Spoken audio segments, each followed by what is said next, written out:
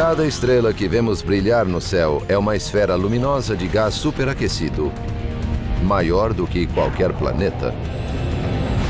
E cada uma tem uma história para contar. Um nascimento traumático, a vida por um triz. No início, a gravidade forma a estrela, depois a gravidade quer destruí-la. Uma morte que abala o firmamento. Tudo acontece num clarão ofuscante, a maior explosão do universo. O universo em sua forma mais volátil e dinâmica. Vida e morte de uma estrela.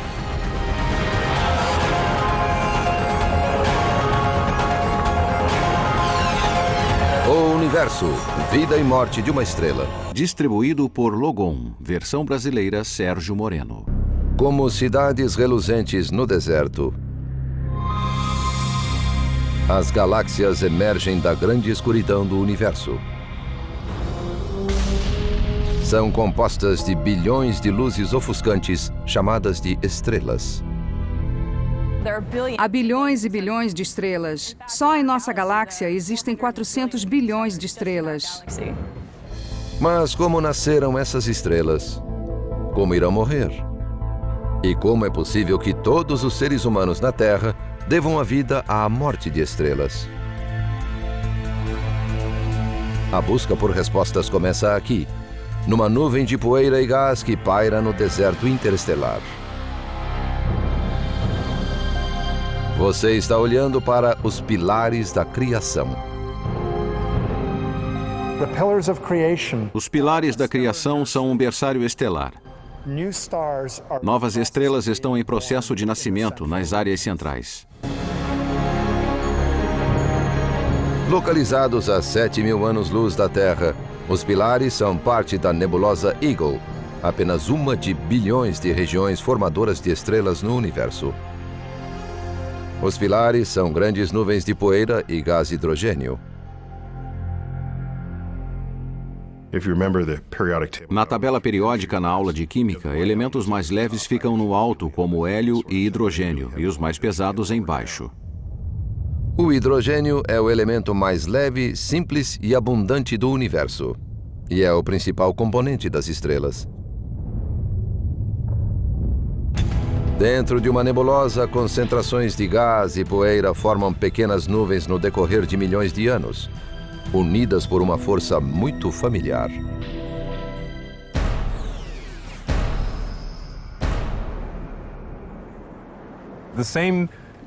É a força que nos conecta à Terra e nos mantém nela. É a mesma força que une coisas e nos dá planetas, estrelas e as galáxias do universo.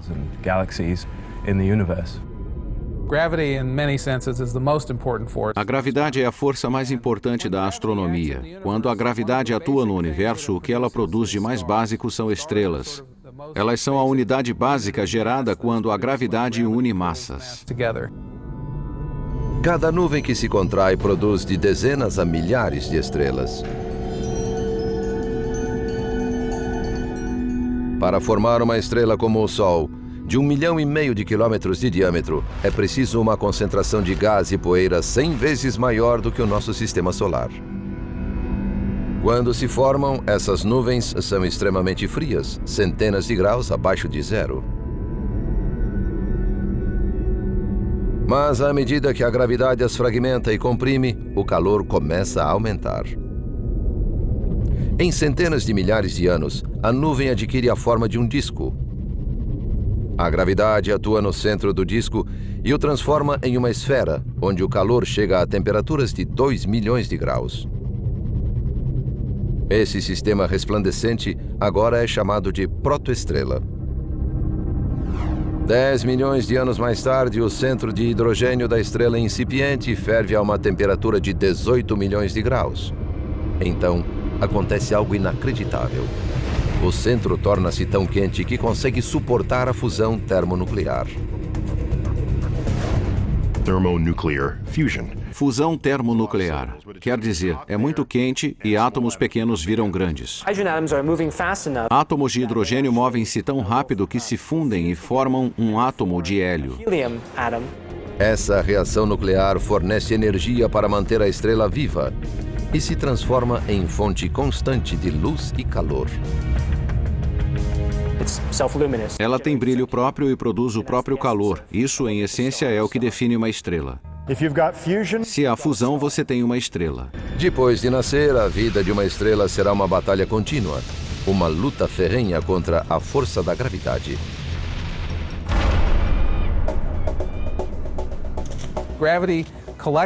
A gravidade forma a estrela e depois quer destruí-la. A gravidade nunca desiste, ela quer unir todas as coisas. Para ter uma vida longa, a estrela precisa vencer a gravidade.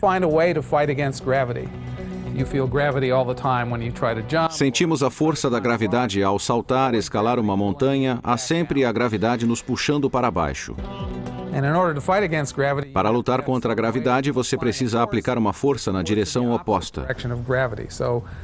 Se há uma corda, você usa os músculos para puxá-la e resistir ou até mesmo vencer a gravidade. Mas a gravidade não deixa de operar. A força da gravidade está sempre atuando. Você precisa continuar a aplicar força para não cair. Se você soltar a corda ou se ela se romper, a gravidade vence imediatamente e você cai. O mesmo acontece com as estrelas. Elas também lutam para vencer o colapso gravitacional. A gravidade quer esmagar a estrela ao meio. Para as estrelas, a fusão nuclear é a corda na forma de pressão. O calor faz com que partículas da estrela se movam e colidam. Isso produz pressão que sustenta a estrela contra a gravidade. Quando essa pressão para fora iguala-se à da gravidade, ela pode queimar tranquilamente até que haja alguma mudança. Uma estrela passa a maior parte da vida nesse estado de equilíbrio. É a fase que os cientistas chamam de sequência principal. O Sol está na sequência principal, isso é bom, ele emite uma quantidade constante de energia. Isso torna a vida possível. Nem todas as estrelas de sequência principal são iguais. Algumas são menores e mais frias do que o Sol. Outras são bem maiores e mais quentes. A temperatura de algo está relacionada à cor da luz emitida. A luz emitida por uma estrela como o Sol é em grande parte amarela. Se fosse mais quente, o comprimento das ondas de luz seria predominantemente azul ou mesmo ultravioleta.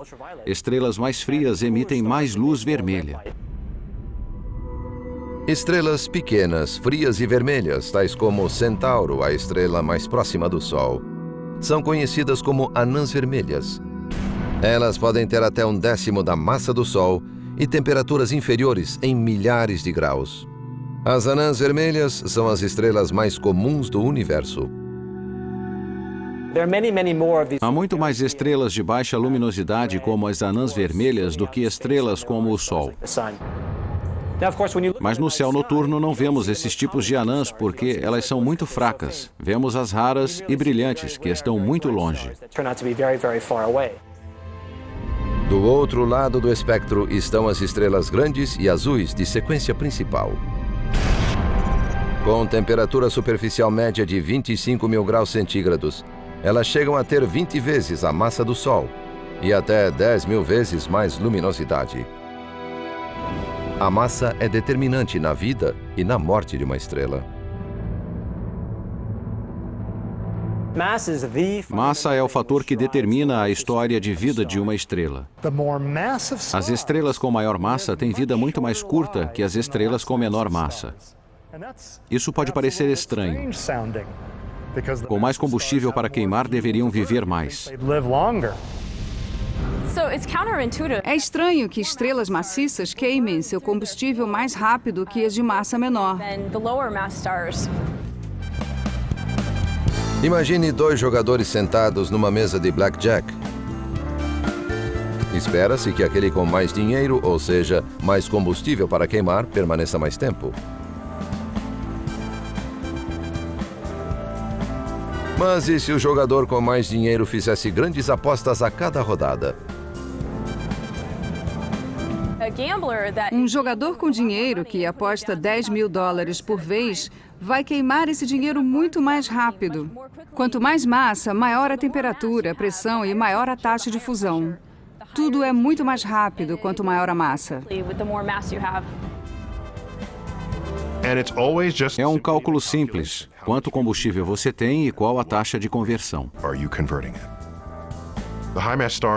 As estrelas maciças vivem intensamente. Elas se queimam por todo lado. É uma vida na pista expressa. Uma estrela gigante pode morrer em 1 milhão de anos.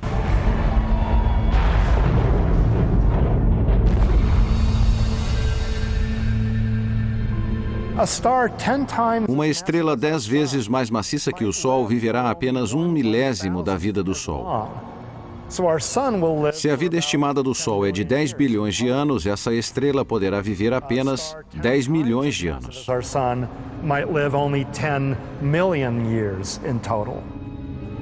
Enquanto estrelas maciças têm a vida medida em milhões de anos, estrelas de menor massa medem sua vida na escala de dezenas de bilhões ou mesmo trilhões de anos. Todas as estrelas de pouca massa já criadas, e o universo forma estrelas há mais de 10 bilhões de anos, todas essas estrelas ainda estão na infância. Estrela alguma desse tipo jamais esteve perto de morrer. Mas para todas as estrelas, inclusive o nosso Sol, a vida na sequência principal não dura para sempre. Vai durar enquanto houver combustível para queimar. Quando termina o combustível, a fusão cessa e a gravidade vence. A gravidade nunca desiste, já o combustível termina. Tanto a estrela como o alpinista têm esse problema. Se não mantiverem a luta contra a gravidade, vão acabar numa morte cataclísmica. O tamanho influencia não apenas no tempo de vida da estrela, mas também determina como elas irão morrer. Estrelas maciças saem de cena em explosões violentas. As menores estão fadadas a desaparecer vagarosamente. Há 5 bilhões de anos, nosso Sol, estrela de meia-idade e de menor massa, queima tranquilamente seu estoque de hidrogênio. Como um jogador que lentamente consome sua pilha de fichas. O jogador pode jogar por muito tempo. Como a estrela queima hidrogênio durante um período muito longo. No entanto, num dado momento, seu dinheiro irá terminar. Os cientistas preveem que daqui a 5 bilhões de anos, nosso Sol estará nessa encruzilhada crítica. Seu estoque de hidrogênio terá se esgotado. A fusão nuclear cessará e a gravidade começará a destruir a estrela. Nesse momento, a situação é desesperadora. Para sobreviver, uma estrela como o Sol precisa encontrar nova fonte de combustível. Ela tem o hélio disponível, mas para começar a queimar hélio, seu centro tem de estar 10 vezes mais quente do que quando queimava hidrogênio. Ela só conseguirá fundir hélio em elementos mais pesados, como carbono e oxigênio, se seu centro estiver aquecido. Porque é mais difícil os núcleos do hélio se aproximarem a ponto de fazer a força nuclear vencer, unindo-os e fazendo a fusão. Enquanto a estrela se contrai, a natureza lhe oferece uma chance. Seu centro se superaquece por ação da mesma pressão gravitacional que tenta esmagá-lo. Quando atinge 180 milhões de graus, ele começa a transformar hélio em carbono, em uma aposta desesperada para sobreviver. Assim, o jogador desesperado pode hipotecar sua casa para obter mais dinheiro. Mas ao conseguir mais dinheiro, ele estará apenas retardando o inevitável, a falência. E para uma estrela, o inevitável é a morte. A estrela, que levou 10 bilhões de anos para queimar seu hidrogênio, utiliza agora todo o seu estoque de hélio em apenas 100 milhões de anos. E então a ação começa. Esgota o hidrogênio, começa a fundir hélio. Esgota o hélio, tenta a fusão de carbono e fracassa. Toda essa ação, tudo o que está acontecendo agora, acontece nos últimos 10% da vida da estrela. O calor excruciante da queima do hélio faz expandir as camadas externas da estrela.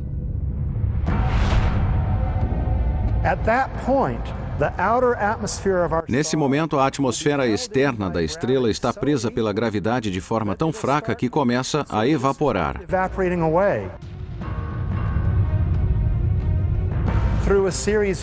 Através de arrotos cósmicos, ejeta a camada externa de gases presa por um fio pela gravidade. Isso libera estruturas de gás iluminadas pelo calor do centro da estrela, causando o fenômeno da nebulosa planetária. Belas camadas de gás brilhante envolvendo um centro que morre. Se o centro é incapaz de realizar a fusão nuclear, conseguirá ela sobreviver à destruidora força da gravidade? Quando uma estrela do tamanho do nosso Sol morre, expele suas camadas externas. Sem reações nucleares para criar pressão para fora, a gravidade assume o controle. A estrela começa a cair sobre si mesma como um alpinista cansado demais para segurar a corda. A única chance para o alpinista que está cansado demais para segurar a corda é encontrar um beiral para sentar. A gravidade pode puxá-lo, mas o beiral o sustenta. E ele não precisa gerar mais energia para vencer a luta.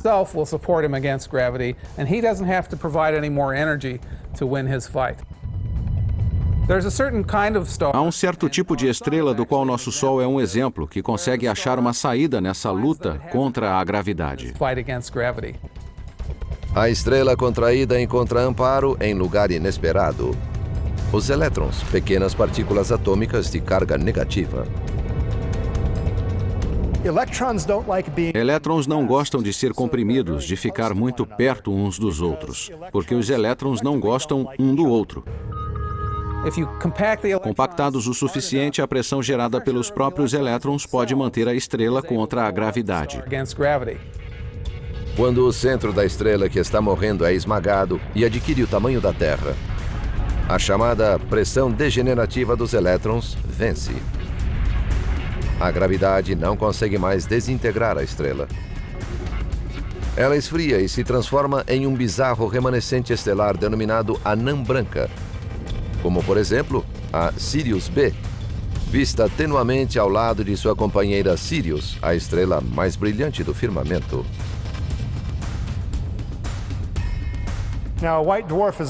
A anã branca é um tipo estranho de estrela. Ela é muito densa. A anã branca tem 300 mil vezes a massa da Terra, comprimida num volume do tamanho da Terra.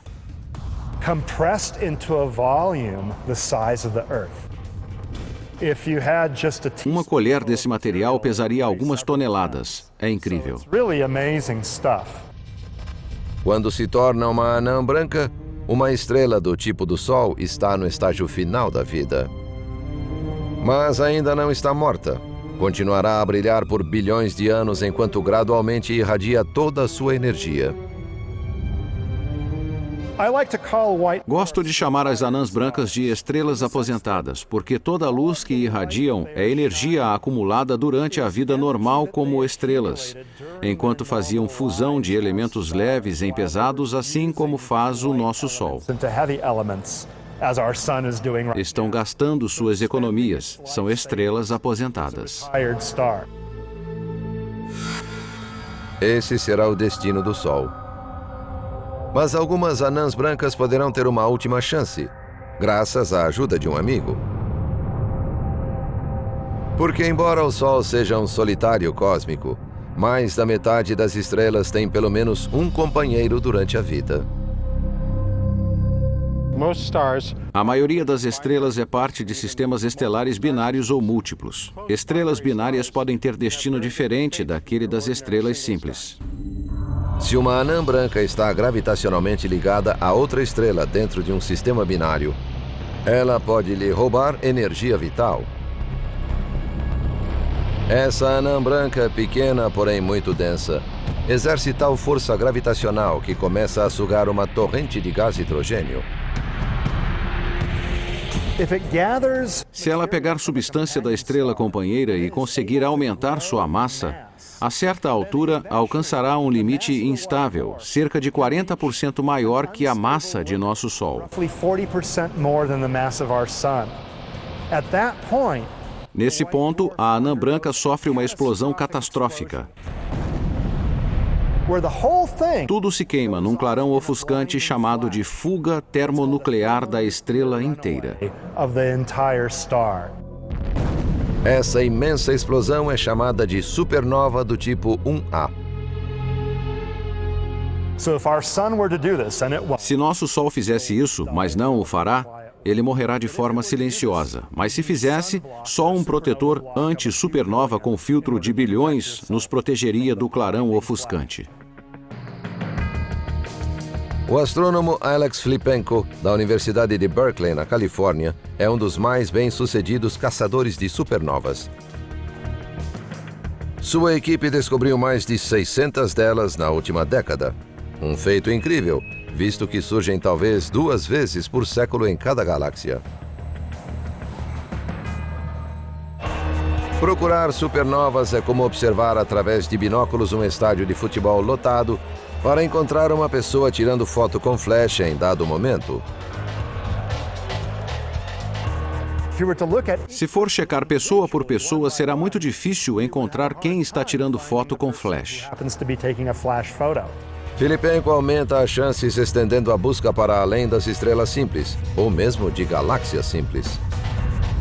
Para isso, ele conta com a ajuda de um assistente de alta tecnologia.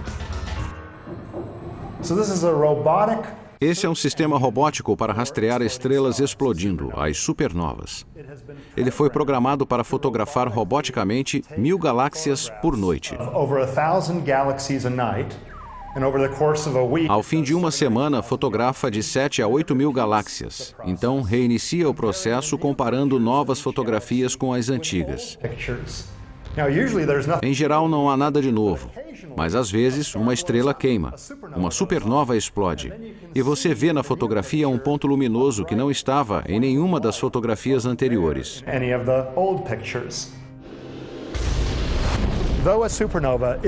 Embora a supernova seja muito brilhante, a luz que enxergamos é 1% de sua energia total. 10.000 avos da energia emitida por essa explosão colossal. Embora supernovas do tipo 1A se originem da explosão de anãs brancas, muitas outras estrelas, conhecidas como supernovas do tipo 2, indicam a morte dramática de estrelas mais maciças, entre 8 e 10 vezes a massa do Sol. Diferentemente de seus primos menores, quando estrelas imensas esgotam seu estoque de hidrogênio, conseguem fundir outros elementos. As cinzas de cada uma das reações nucleares se tornam combustível para a seguinte, até que perto do fim da vida, uma estrela maciça tem a aparência de uma cebola, com uma camada externa do combustível original, o hidrogênio, envolvendo camada após camada de elementos cada vez mais pesados. Durante sua vida normal, ela funde hidrogênio em hélio, depois hélio em carbono e oxigênio, oxigênio em neônio e magnésio, e depois sílica e enxofre.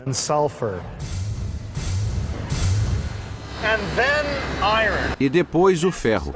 As estrelas maciças constroem um núcleo de ferro, mas a fusão do ferro em elementos pesados não beneficia a estrela, pois não mantém seu interior aquecido. A fusão do ferro requer energia, ela absorve energia, ela não libera energia. O núcleo de ferro é formado sem se fundir e com o tempo torna-se instável. Quando atinge 1,5 vezes a massa do Sol, ele implode. O colapso é violento. Em menos de meio segundo, um centro do tamanho da Terra é esmagado e se transforma em um objeto de 17 quilômetros de diâmetro. Por um instante, o centro ricocheteia, colide com as camadas externas da estrela e dá início a uma das maiores explosões do nosso universo desde o Big Bang. O colapso do centro de ferro expele o resto da estrela em uma explosão colossal. É um evento inacreditável.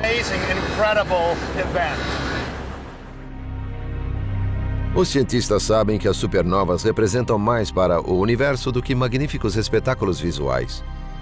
Elas são, na verdade, a fonte dos elementos pesados que compõem tudo ao nosso redor. Todo o ferro nessa fundição veio da explosão de estrelas, de explosões gigantescas. Todo o ferro que você vê veio de explosões de estrelas. Na verdade, todos os elementos mais pesados que o ferro derivam direta ou indiretamente de explosões de estrelas. Esses elementos foram expelidos no cosmos por essas explosões gigantescas. À medida que o material dessas explosões se espalhou pelo universo, tornou-se a substância dos planetas, luas, novas estrelas e coisas ainda mais extraordinárias.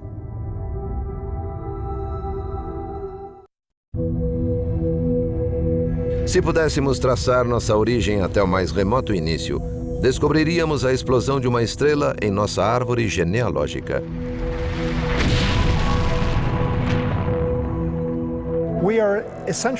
Nossa essência contém matéria estelar ou poeira estelar, como dizia Carl Sagan. Os elementos do seu corpo, não só genérica, mas especificamente, os elementos no seu corpo mais pesados que hélio e hidrogênio vêm de estrelas mortas há muito tempo. O cálcio em seus ossos, o oxigênio que respira, o ferro nas hemácias, o carbono na maioria de suas células, tudo isso foi criado nas estrelas por reações nucleares e então lançadas por supernovas.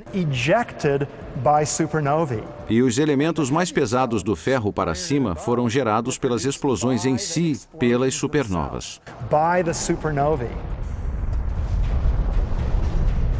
Enquanto a explosão de uma supernova do tipo 2 despeja no universo elementos pesados, o centro da estrela mantém-se intacto. Destruí-lo é tarefa da gravidade. Mas para que o centro fique menor do que uma anã branca, a gravidade terá de superar aquela estranha força, a pressão degenerativa dos elétrons. A gravidade consegue derrotar a tendência que os elétrons têm de se repelir, combinando-os com prótons e criando nêutrons, resultando em um objeto de nêutron. A gravidade vence e permite que o sistema imploda ainda mais. Não há mais os elétrons impedindo-o.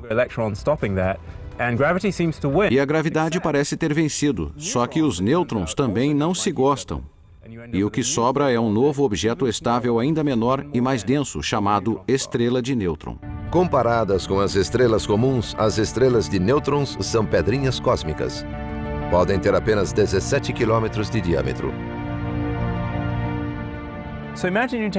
Imagine pegar uma estrela com 1,5 vezes o tamanho do Sol e comprimir todo aquele material num espaço muito pequeno, do tamanho da ilha de Manhattan. Você fez uma estrela de nêutron. Espremer essa quantidade de massa num espaço tão pequeno cria um objeto muito denso. Uma colher de chá de substância da estrela de nêutron pesaria 1 bilhão de toneladas. A estrela de nêutron é um dos objetos mais fascinantes e estranhos que os astrônomos estudam. Ficar em pé numa estrela de nêutron seria desconfortável. Quem pesa 70 quilos na Terra sobre a estrela pesaria algo como 10 bilhões de toneladas. Nossa biologia não consegue suportar tal pressão. Seríamos esmagados sobre a superfície da estrela. Também as estrelas de nêutron giram muito rápido, em alguns casos até centenas de vezes por segundo. Foi a rapidez desse giro que permitiu aos astrônomos identificar as estrelas de nêutrons. Algumas estrelas de nêutron giram muito rápido e possuem um campo magnético elevado. Esse campo magnético, em conjunto com os giros, força um grupo de partículas carregadas, os elétrons, a caminhar pelo eixo do campo magnético. E esses elétrons, acelerados, emitem luz. Eles produzem um raio de luz. É semelhante a um farol. cuja luz está sempre acesa, mas vemos seu feixe de luz apenas quando cruza nossa visão. Da mesma forma, enxergamos a estrela de nêutron brilhante apenas quando seu feixe de luz aponta para nós. Esse objeto é chamado de pulsar. Algumas estrelas são tão maciças, talvez 25 ou até 40 vezes a massa do Sol, que nem mesmo a estrela de nêutron suporta o peso de sua desintegração. A gravidade vai esmagá-las ainda mais e transformá-las em um objeto de densidade e fascínio infinitos, conhecido como buraco negro. O buraco negro é a morte definitiva da estrela. Um buraco negro é basicamente a vitória da gravidade sobre a massa. É o colapso total de uma estrela maciça. Esse colapso cria uma região no espaço, onde a matéria é comprimida em densidade tão elevada que nada escapa a seu campo gravitacional. Buracos negros são notáveis porque nada lhes escapa, nem o que se move mais depressa no universo, a luz. Joga um raio de luz no buraco negro e ele não vive. O raio se curvará e você não conseguirá vê-lo do lado de fora. Daí o nome buraco negro. Muitos acham que buracos negros sugam tudo que há no universo, como um aspirador cósmico que puxa tudo ao redor. Isso não é verdade. Claro que objetos muito próximos de buracos negros são sugados, mas se estiver mais distante numa trajetória adequada, não será sugado. Cientistas há muito suspeitam que existe outro tipo de supernova envolvendo estrelas ainda maiores e explosões ainda mais poderosas. Estrelas que colapsam de forma tão catastrófica que não deixam vestígios, nem mesmo um buraco negro. Mas ninguém jamais viu uma estrela desse tipo até agora. Mesmo após bilhões de anos, o universo ainda nos surpreende com seu poder imenso. No final de 2006, astrônomos observaram a maior explosão estelar jamais vista pelo homem. Uma estrela maciça explodiu a 240 milhões de anos-luz da Terra.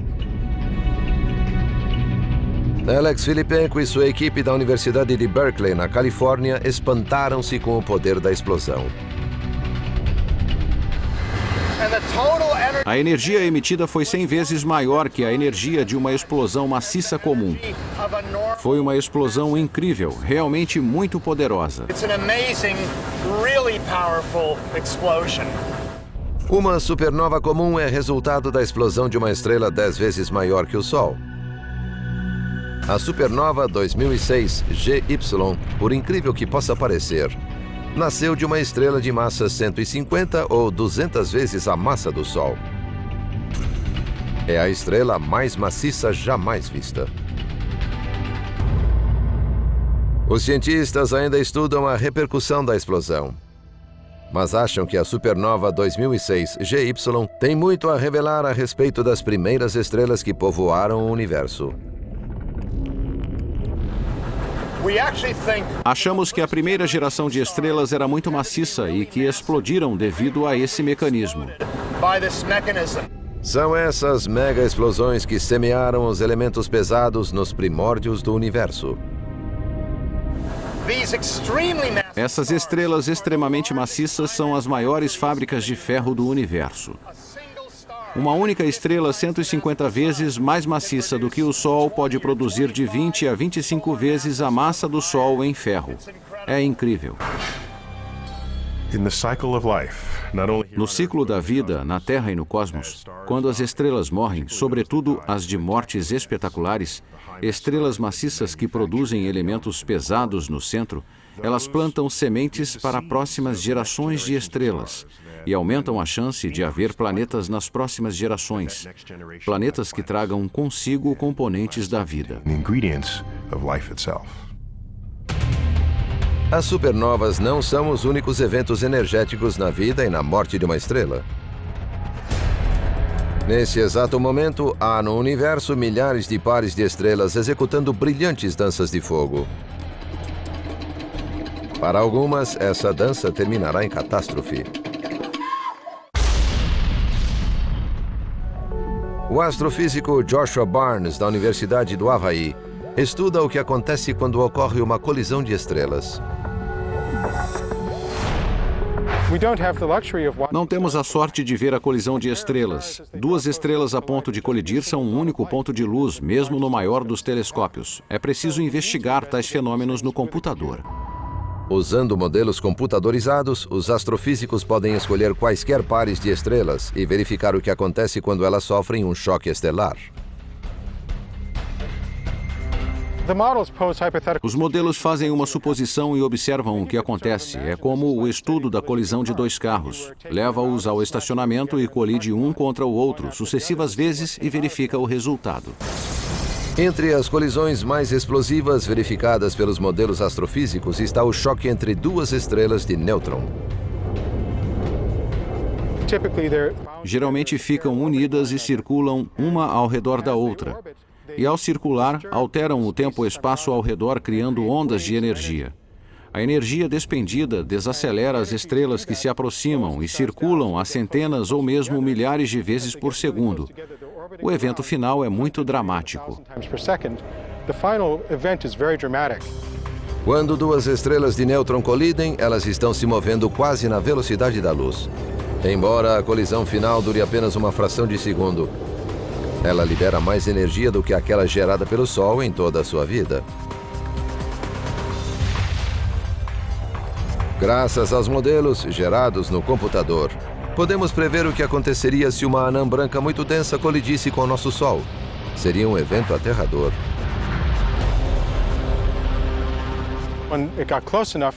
Quando chegasse perto, o campo gravitacional da anã branca alteraria a forma do Sol, que não se manteria esférico, mas adquiriria um formato oval ao se aproximarem.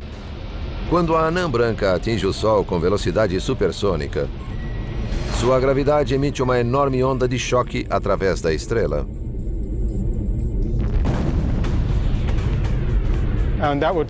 E isso produziria energia termonuclear suficiente para explodir o Sol. Surpreendentemente, demoraria apenas cerca de 1 hora para uma anã branca atingir o Sol e aniquilá-lo.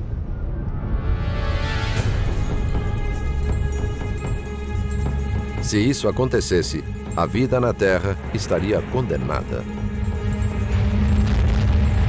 Felizmente, as chances de isso acontecer são muito pequenas, porque o Sol está em uma área pouco povoada da Via Láctea. Estrelas individuais vagueiam no circuito em volta do centro da galáxia. É uma situação de tráfego intenso, mas com um grande espaço entre elas há pouca chance de colisão. Se ficasse aqui esperando o Sol colidir com outra estrela, teria que esperar muito tempo. Durante sua vida inteira, a probabilidade do Sol colidir com outra estrela é de 1 em 1 bilhão. Mas há lugares dentro das galáxias onde a chance de ocorrerem colisões é muito maior. Regiões onde centenas de milhares ou até milhões de estrelas estão unidas pela gravidade em um aglomerado globular. Comparado aos braços espiralados da Via Láctea, o aglomerado globular é como uma corrida de demolição.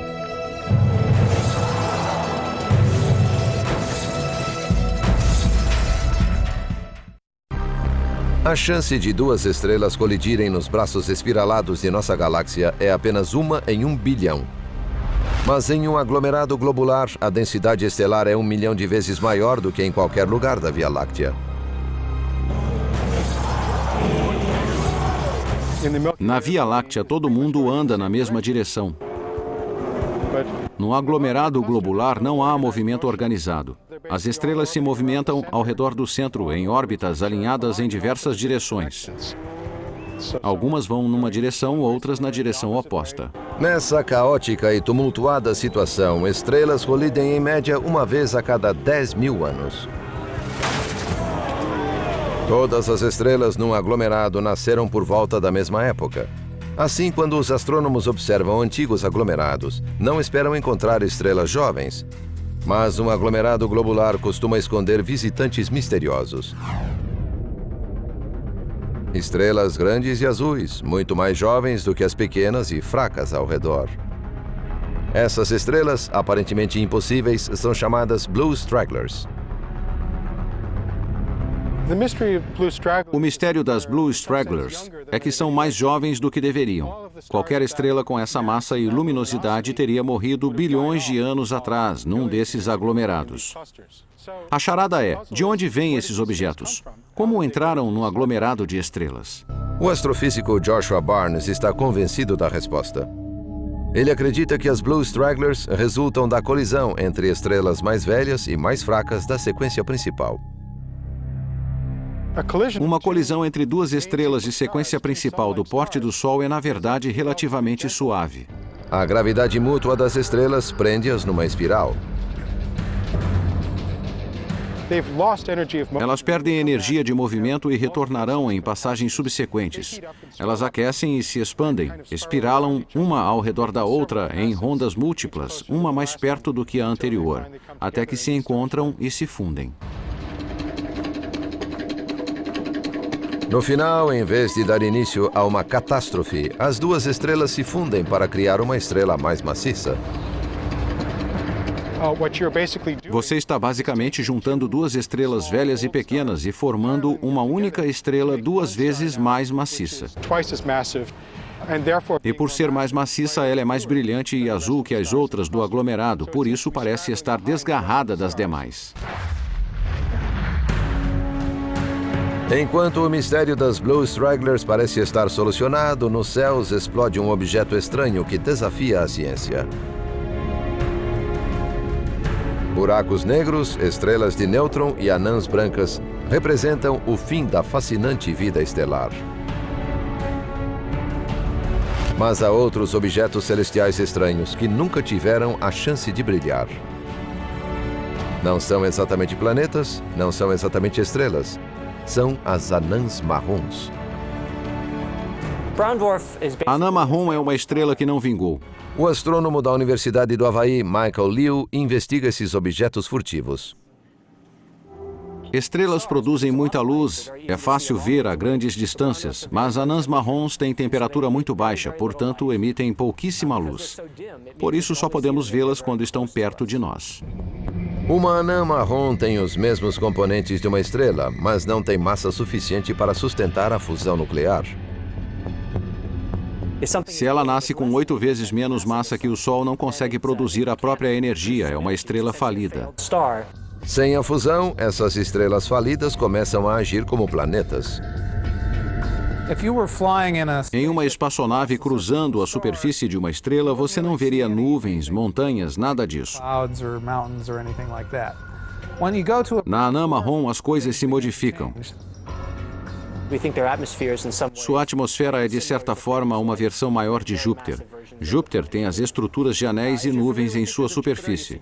Não há fotos da superfície de uma anã marrom, mas sabemos que tem estrutura de nuvens semelhante.